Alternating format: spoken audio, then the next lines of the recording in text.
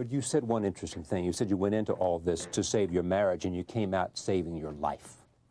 Yes, it was a very, very interesting, insightful time.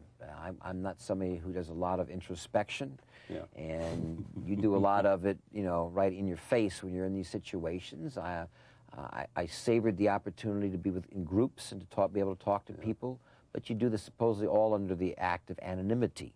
And the difficulty is, of course, that they all know who you are, and it's a hard thing to be able to function that way. I want to come and talk about your father, because I did a wonderful interview with your dad, as you know. I know. I saw it. It was great. And he talked about you. Mm-hmm. I want to just play an excerpt from that, talking about the relationship, because you've already said that Fatal Attraction and Wall Street, in a sense, gave you a chance to say, look, Dad, my peers think I'm pretty good. Right. Roll tape. Right. Did you, in fact, say, go to your children, to Michael, and say, is there anything unspoken between us? Did you do any of that? Absolutely. Indirectly, I did a lot of that.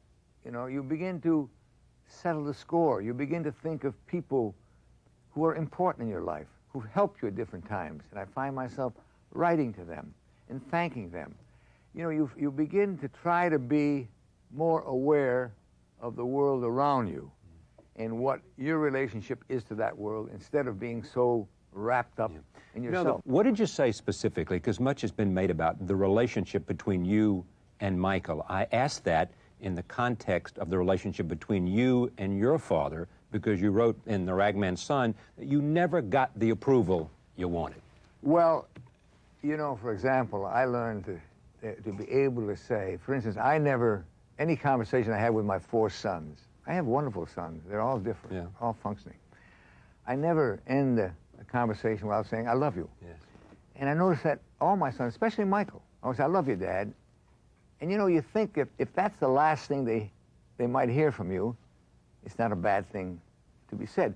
You see, my father never could say that, you know. Different time, different circumstances. Of course. How much of him is in you? Half.